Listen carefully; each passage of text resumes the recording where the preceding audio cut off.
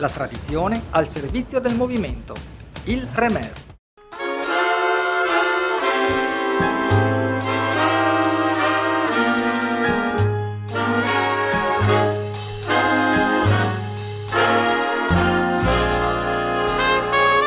Tra le diverse attività che si possono fare solo a Venezia c'è sicuramente quella del Remer, ovvero del fabbricante di remi e forcole, i tipici scalmi per la voga alla veneta, che è essa stessa un modo unico e antico di muoversi con le imbarcazioni. Tra i non molti remeri attivi in città c'è Paolo Brandolisio, che lavora da anni in un laboratorio che trasuda magia, così come magico è il mestiere che ha scelto di fare.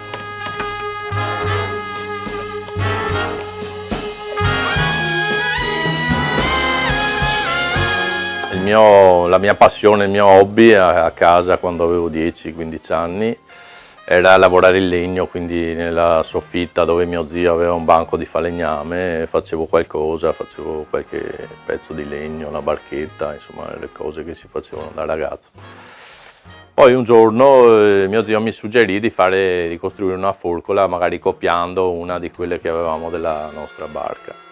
E ho copiato questa forcola, che era una forcola da prua da sandalo, e dopodiché sono venuto qui a chiedere consiglio sul mio operato, o comunque un parere sul mio operato, e il Giuseppe Carli, guardando e controllando il mio lavoro, ha trovato i difetti, i presi, insomma, un po' così chiacchierando, poi mi dice: beh dai, fanne un'altra che vediamo cosa che ti sei buon fare, nel senso cosa riesci a fare, insomma. Ed è lì è nato un po' di rapporto. Nella primavera successiva praticamente io gli ho chiesto se potevo venire a dargli una mano, e così è iniziato il rapporto. Chissà cosa ha visto in me, però alla fine...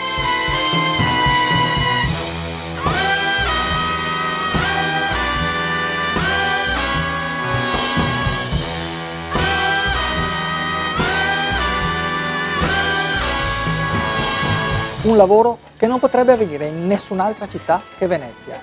Dei saperi artigianali che non si trasmettono con un manuale, ma solo attraverso la pratica.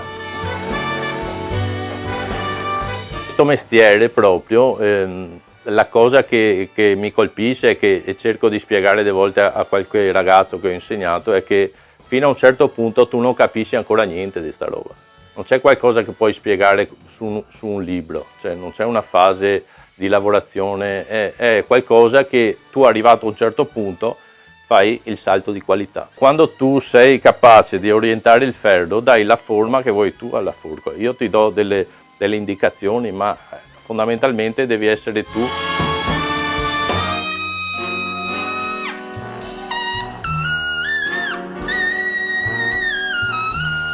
È un orgoglio personale, ma anche, penso, come si può dire, di sentire una parte della storia addosso di questa città, perché questa città è nata sull'acqua e si è evoluta proprio con queste tecniche di voga, diciamo, di barche e anche ovviamente di forcole e remi.